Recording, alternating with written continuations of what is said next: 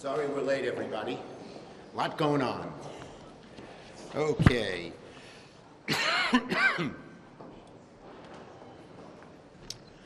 Okay, I want to thank my colleagues, Senators Cardin, Rosen, and Kelly, for joining me. And today we wanted to talk about our trip to Israel, the resolution we hope to pass today, and most importantly, the U.S.'s unrelenting support for Israel. In Israel, we had a good, productive meeting.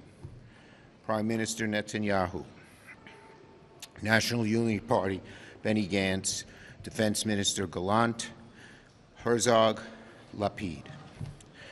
There are no words for the horror we saw. We were in China.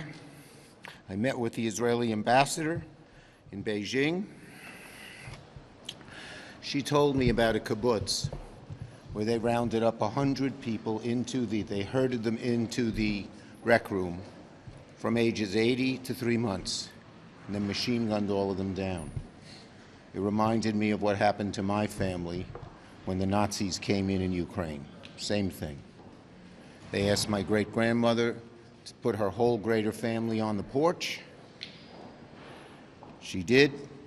35 people, aged 88 to 3 months, and they machine gunned all of them down. So many of us understand this, and it's seared in our memories. So it was an awful, awful day.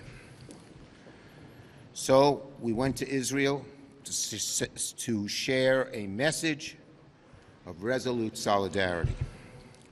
America will stand with its ally Israel, and I, along with my colleagues here, will lead the effort in the Senate to provide Israel with the support required to fully defend itself from this monstrous attack. The purpose of our trip was threefold. A, to show that the U.S. stands with Israel. And I've gotten calls since we've come back.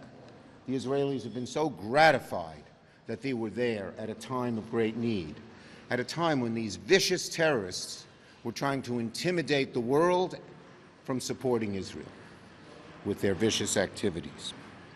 Second, we met with the leaders in Israel to discuss in detail what Israel needs in terms of resources so that we can put together the best aid package.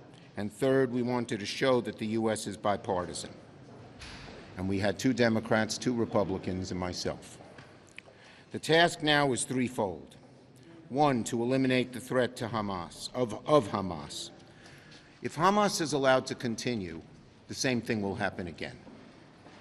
If you read the Hamas Convention and their history, they believe that there should be no Jews between the Mediterranean and the Jordan River. They would do to the rest of the Jews in Israel what they did to the Jews along the Gaza line. Second is to secure safe return of the hostages. And third is to remind Israel that she must be humanitarian, that she must obey the rule of war and must minimize civilian casualties among the Palestinians. And we did that to every leader we met. As majority leader, as the highest-ranking Jewish leader in American history, I felt I wanted to be there and I had to be there as an obligation. And now we're going to do everything in our power to ensure that the Senate delivers the support for Israel and the rescue package. We intend to get the package the end of this week, and it will include the military help Israel needs, the diplomatic and intelligence help Israel needs, as well as humanitarian aid to minimize the loss of innocent human life of Palestinians and of Israelis. Now, Senator Cardin. Well, let me thank Senator Schumer. He's expressed the view I think we all feel, the shock and horror of what Hamas did, the atrocities that they committed, crimes against humanity. It's unspeakable, and every day we see more and more images that just sickens us and recognizes how vulnerable we all are. As the chair of the Senate Foreign Relations Committee, let me tell you our priorities, my priorities. First, supporting Israel. We'll do everything we need to do to help Israel defend itself. Today, there's a resolution that was filed in the United States Senate. I want to thank the Majority Leader and the Minority Leader for authoring and leading on that resolution. It enjoys the co-sponsorship of 99 of our colleagues to show the bipartisan unified support for Israel. We need to take up a supplemental appropriation as soon as possible. Israel needs replenishment of the interceptors. They need precision missiles. They need munitions. We're making that available, but on an ongoing basis, we need to replenish the resources for that to happen. And then third, in regards to having Israel's back, the Senate Foreign Relations Committee will consider legislation to modernize and strengthen our relationship with Israel as it relates to armaments, and we'll be taking up that legislation shortly. Our second priority, these are our top priorities, is to deal with the hostages. There's not a moment that goes by that we don't think about our hostages and how we can help. We've been in conversations with leaders around the world. We've been in conversations on everything we can do to help free those hostages. We know some are Americans, and we will continue to do everything we can until they're safely home.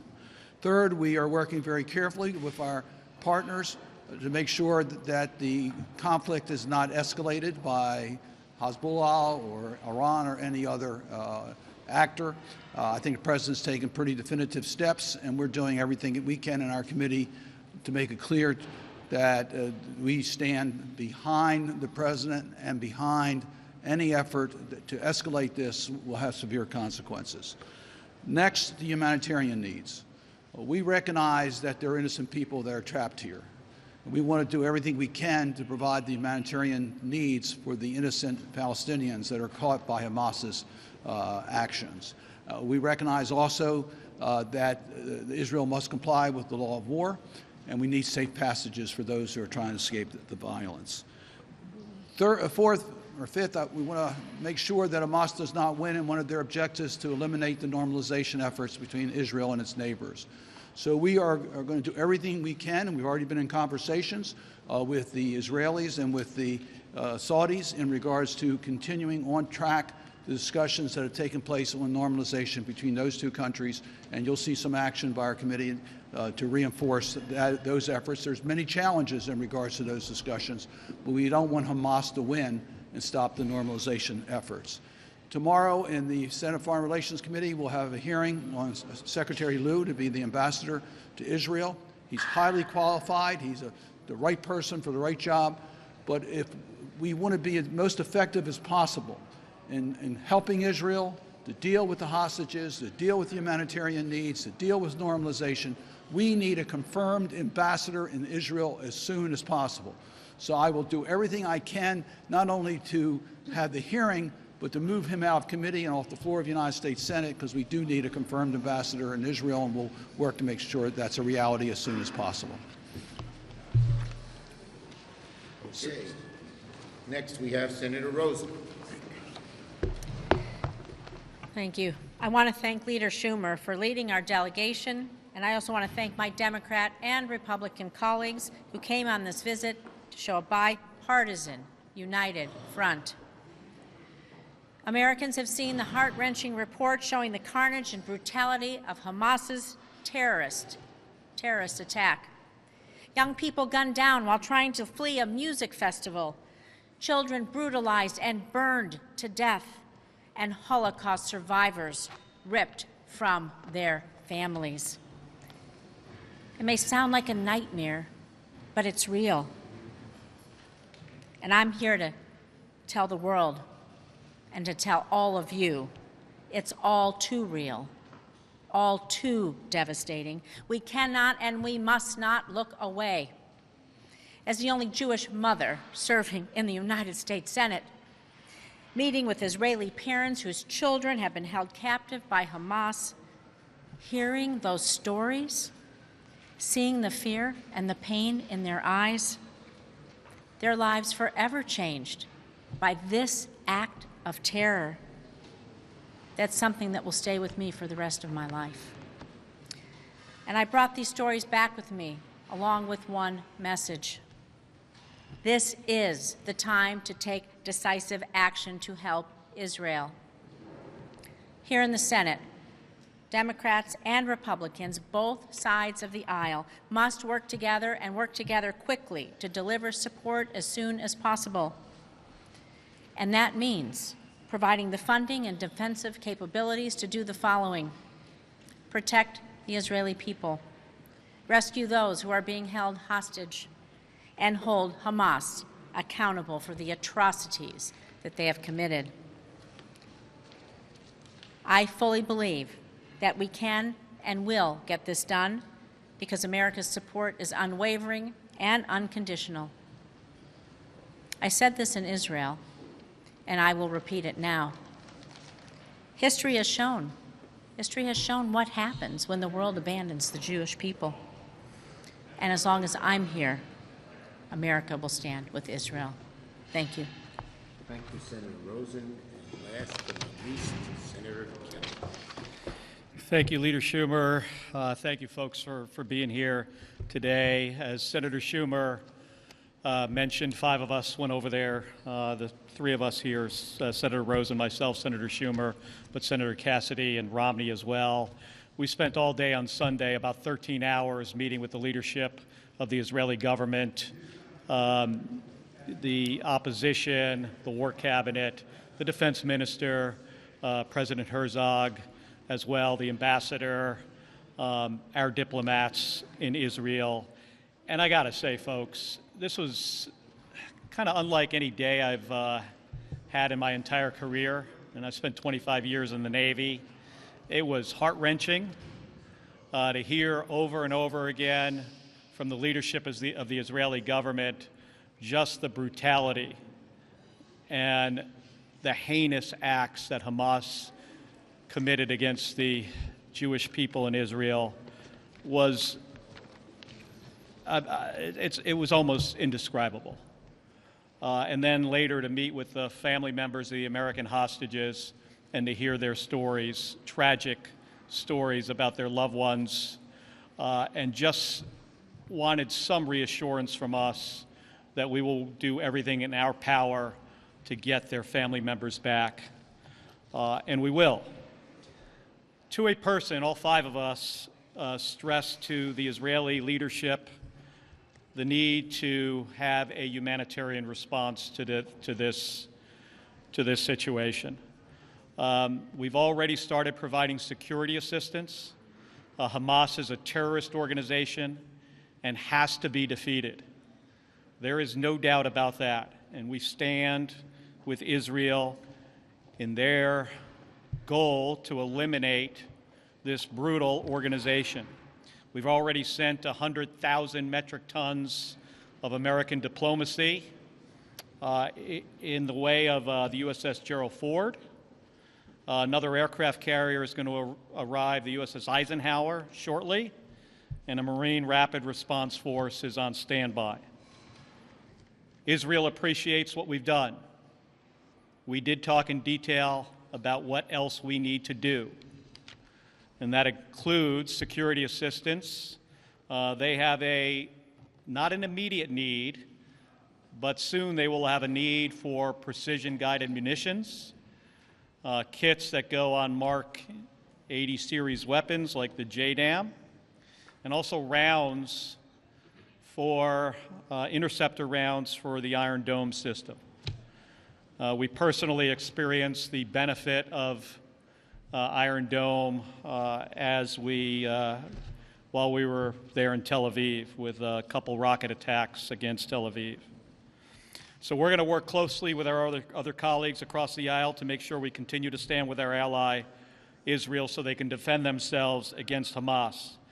I think it's important to remind everybody that Hamas does not represent the Palestinian people. The Palestinian people are not Hamas. Hamas is a terrorist organization that needs to be eliminated. And we stand with Israel, who wants peace. Finally, let me just say one more thing. There are 12 members of CENTCOM, of the United States military, that have not been confirmed by the United States Senate because of one senator, Senator Tommy Tuberville of Alabama. We need to get these positions confirmed.